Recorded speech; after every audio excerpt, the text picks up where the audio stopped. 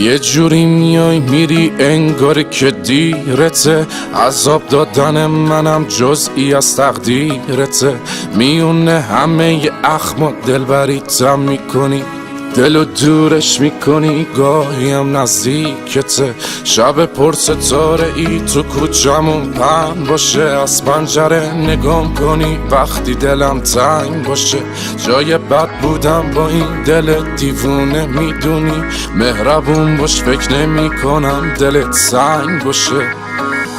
چی میشه رد بشی از کوچمون، یه نگاهی کنی ابرو کمون.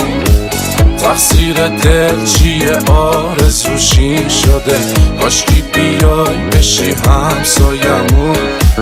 چی میشه رد بشی از کوچمون، یه نگاهی کنی ابرو کمون. تقصیر دل چیه آرزوشی شده، کاشکی بیای بشی همسایمون.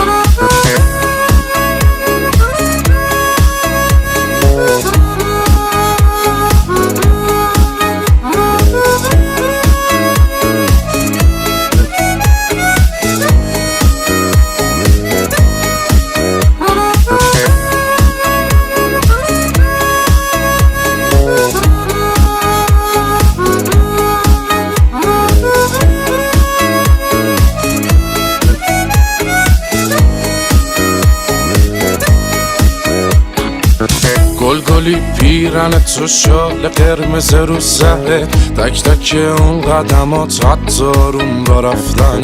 همشون فانتزیای شب و روز من شدن، خودمو هر روز مجسم میکنم دور و بر.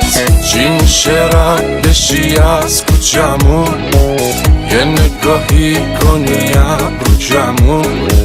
تقصیر دل چیه آرزوشی شده، کاشکی بیای بشی همسایمون. چی میشه رد بشی از کوچمون، یه نگاهی کنی ابرو کمون. تقصیر دل چیه آرزوشی شده، کاشکی بیای بشی همسایمون.